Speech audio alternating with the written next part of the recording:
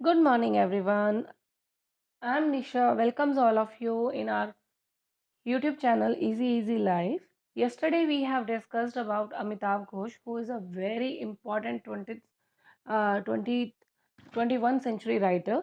Um, we are talking about his important novel, The Shadow Lines. Let me discuss. You can see the image of his novel, The Shadow Lines. Okay. The Shadow Lines by Amitav Ghosh was written in 1986 to 1988 in New York, and it was published in the same year 1988. The setup of this novel is Calcutta, Dhaka, and London. And basically, if we talk about its genre, and this is a completely historical fiction. When we read this novel, we can see there are so many aspects belongs to history, like India-Pakistan war. There is Eastern Bengal crisis, then the partition of Pakistan and Bangladesh, formation of Bangladesh. So it is a three generation based story which is depicted in this novel in a detailed manner. Let me talk about the main characters of this novel. There is main protagonist, that is Thamma.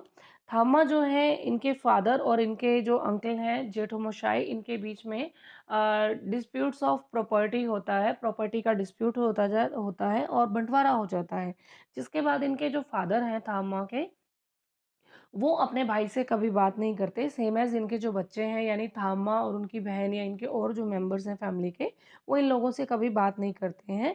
The story background is setup in Dhaka. First of all story का जो setup है वो सारा ढाका का दिखाया गया है। थामा जो है उसका जो बर्थ है वो 1902 का होता है, ठीक है? ये ढाका में ही पैदा होती है, जो अ ईस्ट पाकिस्तान, सॉरी, उस टाइम पे भारत का ही हिस्सा था, ईस्ट बंगाल इसे कहा जाता था। बाद में ये पाकिस्तान का हिस्सा बनता है 1947 के आसपास।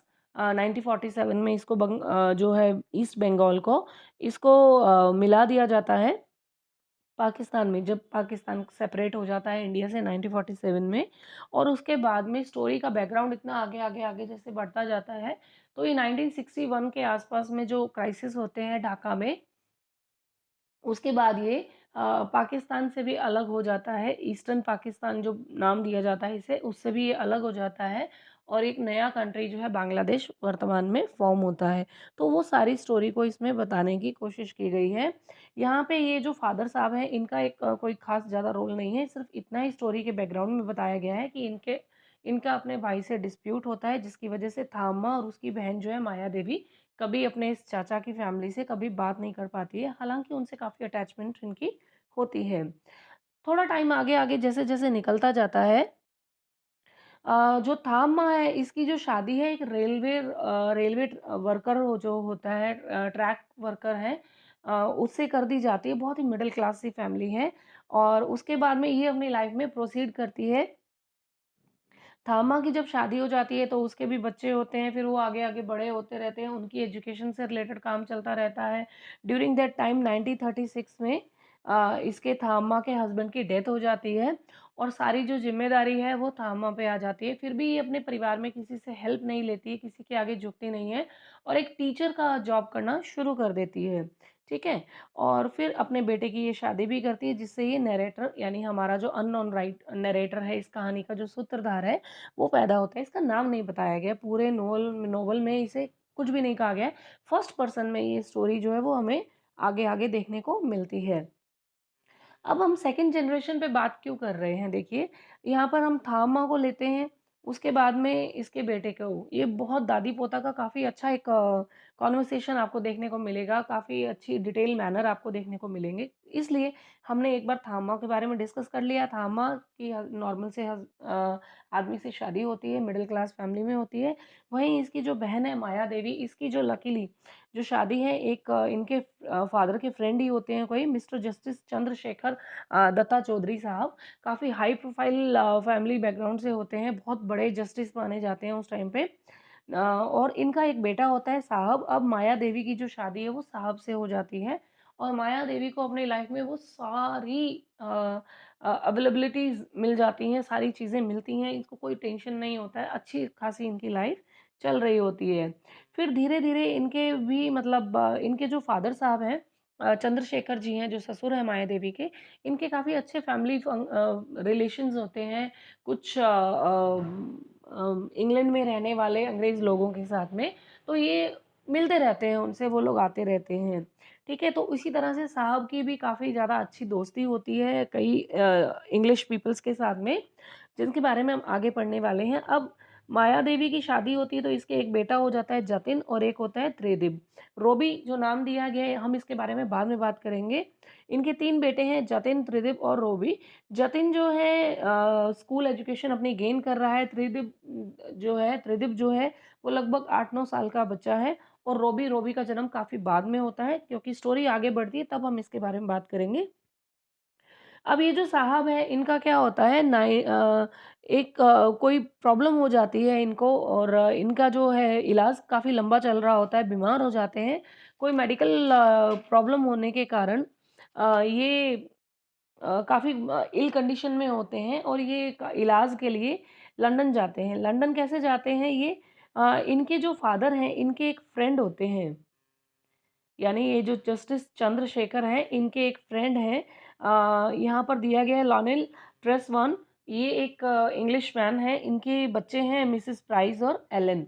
ठीक है, अब इन दोनों की चंद्रशेखर जी की और लियोनल ट्रेसवैन की जो फ्रेंडशिप है, इनका इफ़ेक्ट इनके बच्चों पे पड़ता है यानी जतिन और त्रिदीप के ये इनके जो बच्चे हैं मिसेस प्राइस और एलन, ये दोस्त बन जाते हैं।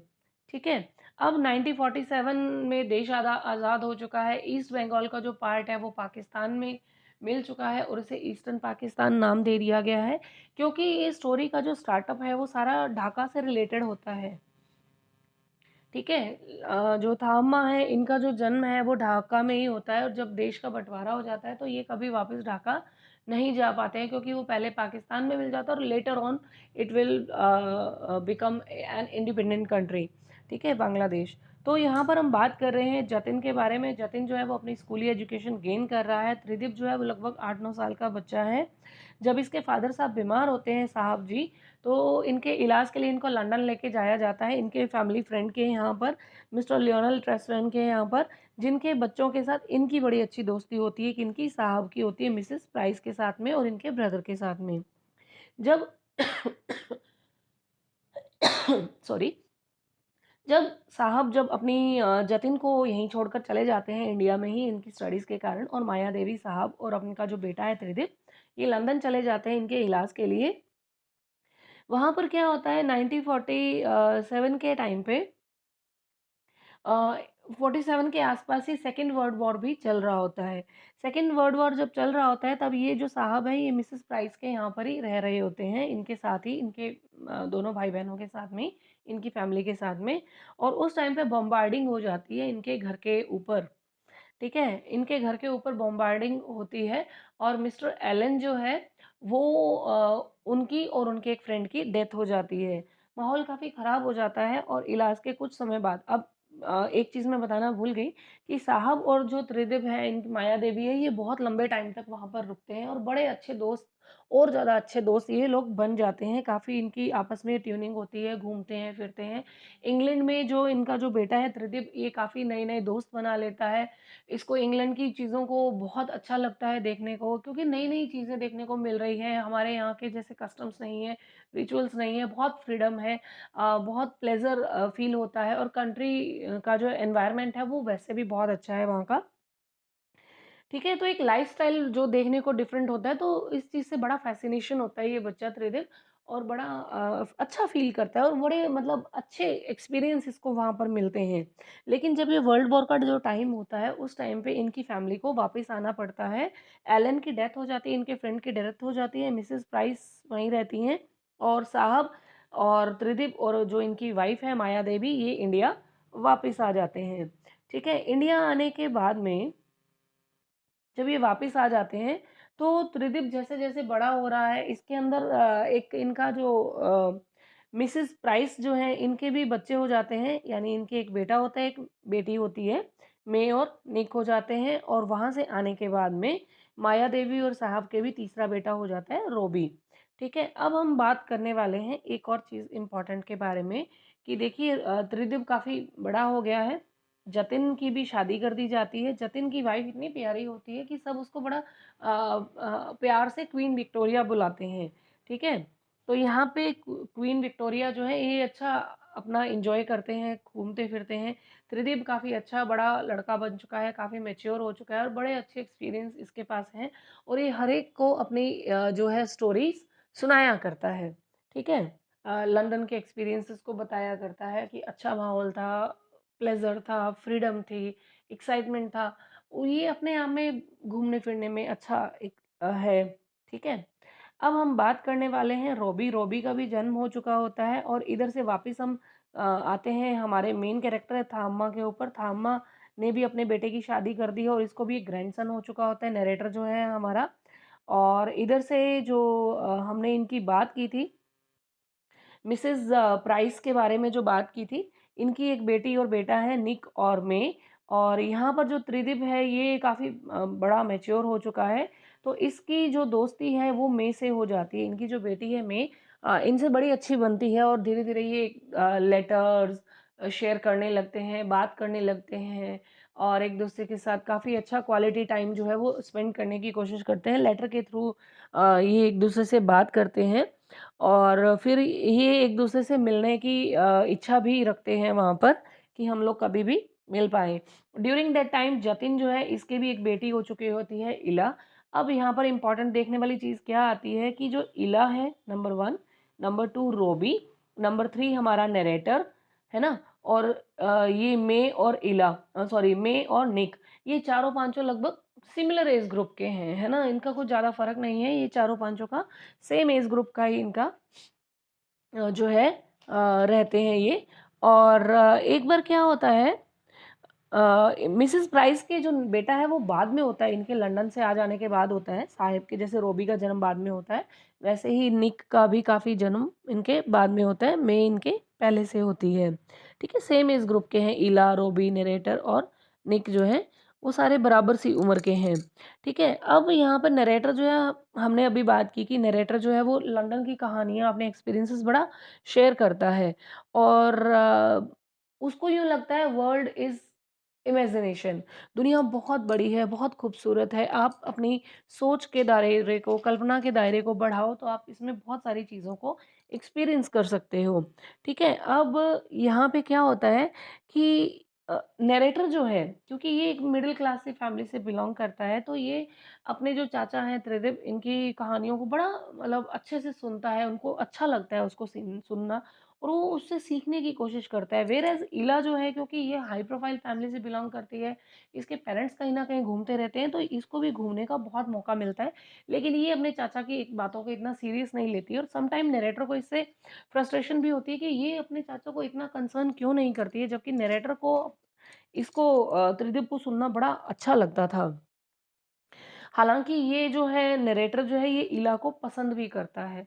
यानी कि बड़ा एक लव एट फर्स्ट साइट वाला या एक हाइड लव जो है वो इसको इसके लिए फ़ील करता है। व्हेयरएज़ इला जो है क्योंकि ये लंदन में जाती रहती है, मिलती रहती है इन सब से, है ना? तो ये क्या है, ये धीरे-धीरे किसको पसंद करने लग जाती है, निक को पसंद करने लग जाती है और ये काफ़ी टाइम जैसे वहाँ पर स्पेंड करके आती है, तो ये नैरेटर को भी बताती है कि मैं मतलब निक को पसंद करती हूँ, निक मेरा बहुत अच्छा फ्रेंड है। और एक बार क्या होता है कि जब इला वहाँ से वापस आती है अपनी फैमिली के साथ में इंडिया वापस जब आती है, तो नैरेटर जो है वो अपनी दादी को इंसिस्ट करता है, अपनी मदर को इंसिस्ट करता है कि मैं इनसे मिलना चाहता हूँ, इला से मिलना चाहता हूँ। तो इनकी मम्मी और कहते हैं कि चलो ठीक है, हम लोग चलते हैं, उनको मिल के आते हैं। तो ये ऐसे ही घूमने आती जाती है। दोनों की फैमिलीज़ जो है, यानी थामा की फैमिली और माया देवी की जो फैमिली है, ये आपस में घूमने के लिए जाते हैं और गोल्डन पार्क पैलेस के आसपास ये लोग घूमते रहते हैं और 2 घंटे गाड़ियों में घूमने के बाद ये सारे लोग जो हैं माया देवी के घर यानी ईला के घर जाते हैं। अब सारी फैमिली मेंबर्स जो है अपने आपस में बात करने लग जाते हैं और नैरेटर की जो मदर है वो ये देख के शॉक होती है कि मेरा बेटा तो इतना एक्साइटेड था इन सबसे मिलने के लिए और वो इला के सामने आते ही बड़ा शांत सा हो जाता है, शर्मा सा रहा है, तो बड़ा उसको अजीब सा लगता है। खैर इला जो है वो नैरेटर को जो है वो स्टोर रूम में लेकर चली जाती है, स्टोरेज रूम में लेकर जाती है, वहाँ पर उसके साथ बड़े-बड़े टेबल वाला कोई गेम खेलती है, घर-घर खेलती है और नैरेटर जो है मतलब ड्यूरिंग दैट टाइम बार-बार क्योंकि इला जो है वो उसको इतना हँस-हँस के बताती है कि इंग्लैंड में भी वो और निक ऐसे गेम्स प्ले किया करते थे। तो नैरेटर जो है वो थोड़ा-थोड़ा जेलस फ़ील करने लगता है। इला जो है वो ये उसको ये बताती है कि एक बार लंदन में उसको किसी लड़के ने इतना परेशान किया था, तो निक एकदम हीरो की तरह एंट्री करता है और उसकी हेल्प करता है और उन लड़कों को वहाँ से भगा देता है। और उसके बाद निक जो इला है वो रोने लग जाती है, इस स्टोरी को बताते हुए, गेम प्ले करते-करते बताती है। तो नैरेटर को इतना अच्छा नहीं लगता है इस सारी चीज़ों को सुन के। ख़ैर फिर उस टाइम पे त्रिदिप जो है वो वहाँ पर आता है, वो सब पूछता है कि क्या हुआ? वो नैरेटर समझ नहीं पा रहा है कि वो रो किस बात पे रही है। तो त्रिभुव उसको समझाता है कि सम टाइम हमारे जो अपने जो एक्सपीरियंस होते हैं जब हम लाइफ में बहुत कनेक्टेड होते हैं किसी चीज़ के साथ में, तो अगर किसी चीज़ की याद भी आ जाती है या किसी एक इंसिडेंट को हम जब याद करते हैं तो उसके लिए ऐसे इमोशनल हो जाते हैं। खैर वो वहाँ पर आता है, फिर बातें करते हैं, वो ऐसा कुछ चलता रहता है। अब हम बात करते हैं त्रिदिप के बारे में। त्रिदिप जो है काफ़ी अच्छी एज में हो चुका है, ये 1959 का आप टाइम मान सकते हैं। इंडिया जो है आज़ाद हो चुका है, पाकिस्तान बन चुका है और एक ईस्टर्न पाकिस्तान का हिस्सा जो है वो हमारे इंडिया के साथ में ही दूसरी तरफ कनेक्टेड है। और मे जो है इस टाइम पे काफ़ी यंग हो चुकी है, इसकी उम्र भी लगभग 19 ईयर के आसपास हो चुकी है। अब त्रिदीप और मे जो है वो लेटर्स, फ़ोटोज़ शेयर करते हैं, ठीक है? क्योंकि आजकल की तरह व्हाट्सएप का टाइम तो नहीं था। तो ये लेटर्स लिखा करते थे और 1963 के टाइम पे यानी कि जब इंडिया का क्राइसिस चल रहा था पाकिस्तान के साथ में इंडो-पाक युद्ध भी होता है और उस टाइम पे ढाका में भी काफ़ी प्रॉब्लम चल रही होती हैं यहाँ ये लोग तो कलकत्ता रहते हैं हो रहे हैं, है ना? थामा जो है ये यहाँ कोलकाता में ही रह रही होती है, शादी के बाद से। माया देवी जो है इसके हस्बैंड की यानी जो साहब है इनकी जो क्योंकि ये डिप्लोमेट होते हैं, बड़े राजनयिक होते हैं, तो इनकी जो पोस्टिंग है करंटली कहाँ हो जाती है, ढाका में हो जाती है। ठीक है? तो इनको अपनी फैमिली के साथ वहाँ पर जाना होता है, ढाका जाना होता है। ठीक है? ड्यूरिंग दैट टाइम ये जो त्रिदिप और मैं हम बात जो कर रहे थे, ये एक उसको एक बड़ा अच्छा-सा letter type sorry letter send करता है मेरे को और वो कहता है कि जब बॉम्बार्डिंग हो रही थी, जब वो छोटा था, खुद 9-10 साल का था वहाँ पे, जब इंग्लैंड में रह रहे थे, तो उस टाइम पे जब बॉम्बार्डिंग हुई थी और एलन की जो डेथ है यानी कि मिसेस प्राइस के हस्बैंड सॉरी ब्रदर की डेथ होती है। उस टाइम पे एक ऐसे ही एक डिस्ट्रक्टेड सिनेमा हॉल होता है, वहाँ पर वो अचानक से जब बॉम्बार्डिंग के बीच में से निकल रहा होता है त्रिदेव, छोटा होता है, बच्चा होता है, तो वहाँ पर वो देखता है कि 2 अनजान लोग जो हैं वो आपस में फिज़िकल कॉन्टैक्ट कर रहे होते हैं और ये भी चाहता है त्रिदेव क्योंकि इसकी बहुत ज़बरदस्त ट्यूनिंग बनने लग गई है और बड़ा बड़ा कंसर्न फ़ील करता है ये मई के लिए, तो ये कहता है कि जब वो दोनों अगर आपस में जब भी मिलें, तो वो चाहता है कि वो भी उन दोनों अनजान लोगों की तरह ही मिलें। तो मई जो है वो बड़ा कन्फ्यूज़ होती है, बड़ा अपसेट होती है कि इसने मुझसे क्या ऐसा कह दिया मतलब बहुत अजीब-सी बात है कि अगर आप फर्स्ट टाइम किसी से मिलना चाहते हो दैट टाइम क्योंकि मई बहुत छोटी थी, जब ये लोग लंदन में थे, बहुत ज़्यादा छोटी थी, तो उसको इतनी समझ भी नहीं थी। अब वो ग्रोन अप गर्ल है 19 इयर्स की है, एडल्ट में आने लग गई, एडोलसेंस पीरियड में है सॉरी। तो ये इतनी समझ तो रखती है और वैसे भी लंदन की है तो एक फ्रैंकनेस है वहाँ पर, तो वो इतने फ्रीली बात कर सकते थे। लेकिन she was little bit confused and upset and later on she made a plan to meet Tridev uh, to visit in India. ठीक है? तो अब वो प्लान करती है कि वो जल्द ही उसको त्रिदेव को मिलने आएगी क्योंकि एक हार्टली कंसर्न उसको भी फ़ील होता है। अब हम इस टाइम तक देखते हैं 1963 के टाइम पे थामा जो है वो अपने जॉब से रिटायर हो चुकी है और उसके पास बड़ा फ्री टाइम है। और इसी टाइम पे जब इसके यानी कि इसकी बहन के हस्बैंड की जब ढाका में पोस्टिंग हो रही होती है और इनको जाना होता है ड्यूरिंग दैट टाइम थामा को माया देवी के थ्रू पता लगता है कि इनके जो चाचा हैं जिनके बारे में हमने बात की थी स्टार्टिंग में ही हमने जिनके बारे में बात की थी कि जेठू मोशाय जो इनके चाचा हैं, वो थामा को पता लगता है माया देवी के थ्रू कि ये जीवित हैं और आज भी कहाँ रह रहे हैं, ढाका वाले इनके पुराने घर में ही रह रहे हैं। क्योंकि खुद ये ओल्ड एज में आ चुकी हैं, तो अब इनको बड़ा अच्छा लगता है सुन के कि जेठू मशाई जो है वो लगभग 90 साल के हो गए हैं और जीवित है इनके पुराने घर में। तो थामा को बड़ा मन होता है कि मैं एक बार अपने चाचा से मिलना चाहती हूँ। तो थामा जो है वो माया देवी यानी अपनी बहन के साथ में प्लान करती है कि वो भी इनके साथ में ढाका जाएगी। माया देवी भी एग्री हो जाती है, वो अपनी बहन को भला क्यों मना करेगी, वो ठीक है चलो भई। अब जब उनको पता लगता है कि माया देवी, थामा ढाका जा रहे हैं, माया देवी की फैमिली के साथ में, और इधर से त्रिदिब मे को बता चुका होता है, मिसेस प्राइस की बेटी को मे को बता चुका होता है कि तुम भी आ जाओ और हम लोग इस तरह से हमारे घर में प्लानिंग चल रही है, तुम इंडिया आ जाओ। बहुत ईगरली वेट कर रहा होता है। तो मई जो है वो ये यहाँ पर आ जाती है। अब मई जो है वो लंदन से आ जाती है, कलकत्ता आती है, और त्रिदिब और जो साहिब हैं यानी कि त्रिदिब के जो फादर हैं वो, और बीच में ही नरेटर जो है वो इनको मिल जाता है, तो वो कंपनी देने के लिए इनको इनके साथ में चला जाता है। ठीक है? वहाँ पर कंपनी देने के लिए इनको साथ में उसको लेने के लिए गाड़ी में चला जाता है, और त्रिदिब और मई जो है वो आपस में बड़ा धीरे-धीरे बात कर रहे हैं, मिलते हैं, खुश होते हैं, है ना? पहले तो वो उसको अच्छे से इंडिया घुमाते हैं, सी साइटिंग करते हैं, मई करती है, त्रिदिब और नैरेटर इसको अच्छा घुमाते हैं, सी साइट करवाते हैं, ठीक है? और उसके बाद में ये प्लान करते हैं कि तुम भी ढाका चलो। अब माया देवी, थामा, उनके हस्बैंड साहब और इधर से त्रिदिब और मैं, ये लोग भी वहाँ पर जाने की तैयारी कर लेते हैं। अब जब ये फाइनली वहाँ पर पहुँच जाते हैं, तो वहाँ इनको पता लगता है कि ढाका में बड़ा उत्पात मचा हुआ है, राइट्स चल रहे हैं हिंदू-मुस्लिम वाले, दंगे हो रहे हैं, और यहाँ पर ड्यूरिंग द टाइम इनकी जो इसी दौरान जो ट्यूनिंग है मे की और त्रिदीप की, इसको देख-देख के नरेटर को बड़ा अजीब-सा फ़ील हो रहा होता है। वो कहता है कुछ तो चल रहा है इन दोनों के बीच में, कुछ तो चल रहा है। हालाँकि वो डायरेक्ट इनसे पूछता भी नहीं है, चाचा लगता है आखिर इनसे इतना बड़ा वो नहीं है अभी नरेटर कि इनसे हर चीज़ को पूछ सके, ठीक है? और ये बात करते हैं जिस हिसाब से, ठीक है? तो उसको यूँ ऐसा फ़ील होता रहता है। ख़ैर ये लोग ढाका पहुँच जाते हैं, जब ढाका पहुँचते हैं तो वहाँ पर या जाकर देखते हैं कि बड़े दंगे चल रहे होते हैं, लेकिन थामा तो ज़िद करती है कि मतलब इनके जो हस्बैंड है माया देवी के साहब, वो कहते हैं कि जिस हिसाब से माहौल है, ख़राब है, कुछ भी हो सकता है, तो आपको जेठू-मशाई को नहीं मिलना चाहिए।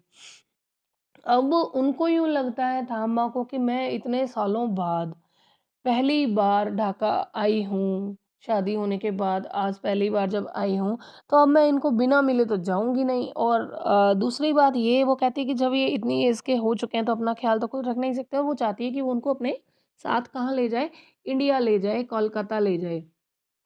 ठीक है? तो ये उनको इंडिया ले जाने की ज़िद करती है कि मैं इनको बिना मिले नहीं जाऊँगी। दंगे के बावजूद में उनके घर पहुँचने के बाद इनका जो एक नेबर होता है, मुस्लिम नेबर होता है सैफुद्दीन, सैफुद्दीन जो है वो इनको इन्फॉर्म करता है कि एक खलील नाम का एक ऑटो रिक्शा ड्राइवर है जो जेठुमलाई की देखभाल करता है।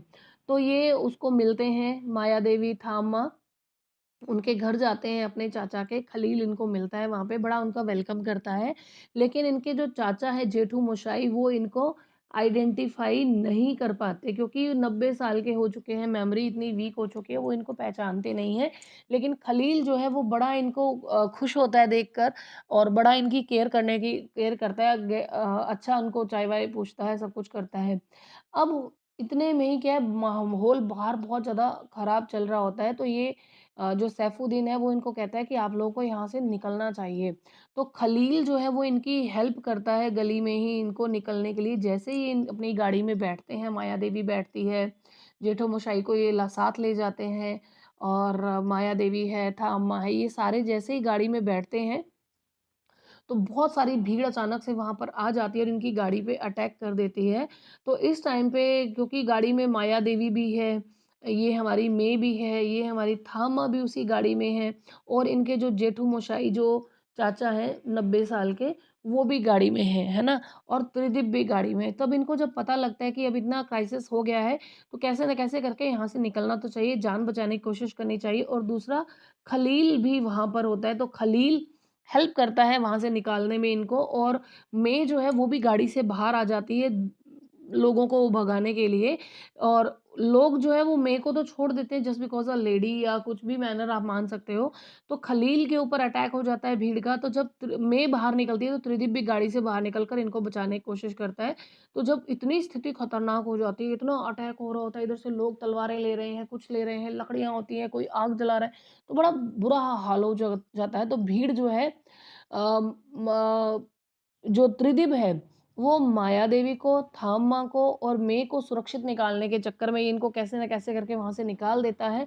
लेकिन जो भीड़ है वो जेठुमलाई को, खलील को और त्रिदिब को बुरी तरह से कुचल देती है और इस भीड़ में इनकी जान चली जाती है। और ये बड़ी मुश्किल से जो थामा है, माया देवी है और जो मैं है, ये अपनी जान बचाकर भागती हैं वहाँ से।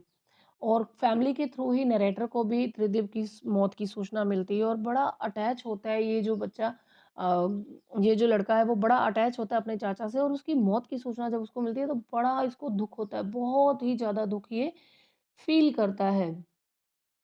अब थामा जो है ये सारी सिचुएशन को देख के बड़ा फ्रस्ट्रेट हो रही होती कि इतने सालों बाद शादी छोटी-सी एज में हो गई थी, तो इतने सालों बाद जब ये अपनी फैमिली को मिलने की कोशिश करती है, तो बड़ा फ्रस्ट्रेट होती है। और अपने चाचा को अपनी आँखों के सामने मरता हुआ जब ये देखती है, तो बड़ा दुःख होता है उसे।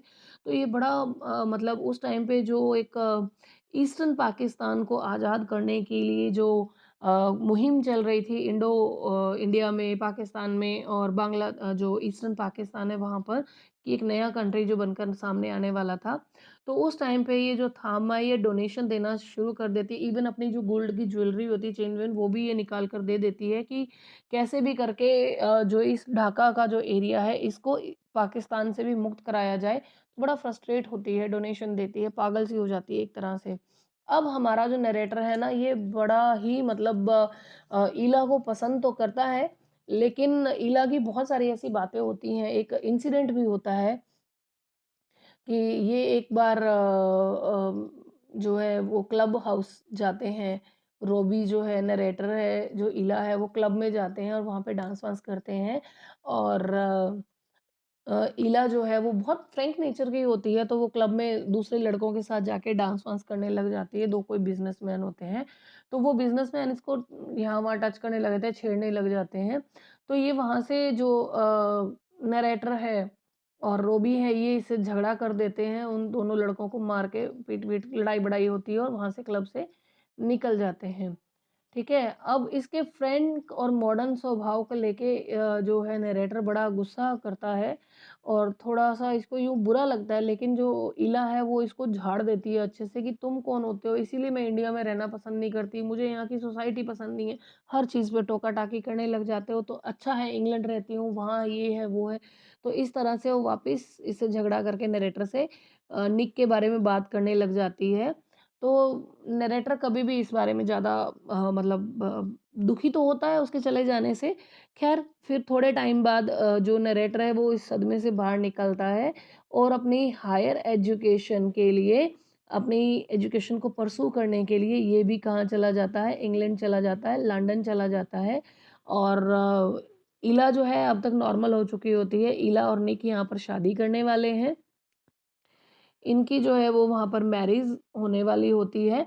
और जो इला है वही इसको वहाँ पर इंट्रोड्यूस करवाती है, मिसेस प्राइस से करवाती है, निक से करवाती है और जो लोग होते हैं इनके जो नोन होते हैं उनसे इसको इंट्रोड्यूस करवाती है। और शादी वाले टाइम पे ही जो निक है, निक जो है वो मतलब सॉरी, इला और निक की जब शादी हो रही होती है, तो ये हमारा जो नरेटर है ना वो इतनी ड्रिंक पीता है, इतनी ड्रिंक पीता है। और उसको पता नहीं चलता कि मतलब क्या करना है क्या नहीं। और ये जो बेचारी मे है ना उस टाइम पे, ये इसको मतलब संभालती है नरेटर को, इसको केयर करती है। और जो नरेटर है, क्योंकि इसके अंदर अपने चाचा की मौत का गुस्सा तो भरा ही हुआ था, दुख भी था। और जब ये मे को देखता तो मे को जम करके गालियां निकालता है, बुरी तरह से इसको सुनाता है कि तुम्हारी वजह से मेरे चाचा की मौत हो गई, तुम ही जिम्मेवार हो, पता नहीं क्या कर रहे थे क्या नहीं। तो ये जो मे है इस उस वक्त तो इसको कुछ नहीं कहती है। फिर अर्ली मॉर्निंग जब ये थोड़ा होश में आता है तो इसको रियलाइज होता है कि शायद ही इसने कुछ ज़्यादा ही फ्लो फ्लो में उसको कुछ सुना दिया है। तो ये मे से बात बात करने जाता है। तो मे इसको समझाती है कि ठीक है, तुमने जो कहा कोई बात नहीं, लेकिन त्रिदेव की मौत जो है वो क्यों हुई है उसको जानने का कोशिश करो, क्योंकि दंगे इतने ज़्यादा थे और त्रिदिव ने अपनी जान कुर्बान की है इन सब की जानों को बचाने के लिए। ठीक है, तो ये कोई मतलब ऐसी वैसी मौत नहीं है, उसने अपना जीवन सेक्रीफाइस किया है त्रिदेव ने इन लोगों की जान बचाने के लिए। तो वो एक जेन्युइन रीज़न को जब वो देखता है नरेटर, तो उसको अपने चाचा की मौत पर गर्व, दुख तो होता ही है पर गर्व भी महसूस होता है कि एक बहुत प्योर सोल था, अच्छा इंसान था, जो एक इतनी मतलब मौत तो उसकी दर्दनाक हुई पर वो गर्व के साथ गया है कि उसने किसी के काम आया है। तो ये सारी फीलिंग्स के साथ में जो है स्टोरी वो है वो एंड अप होती है। यही सारा कुछ इसमें बताया गया है। फॉर फर्दर रीज़न अगर आप इस स्टोरी को पढ़ना चाहते हो तो मैंने इसकी समरी भी इसमें डाल दी है। ठीक है? ये इसमें समरी भी मैंने डाल दी है, आप इसको धीरे-धीरे स्टोरी को पॉज़ करके आप इसको पढ़ सकते हो। ये सारी वही चीज़ें हैं जो मैंने आपको बताई हैं, लाइन टू लाइन बताने की कोशिश की है। तो ये बहुत अच्छी स्टोरी है, आप इसको पढ़ सकते हैं।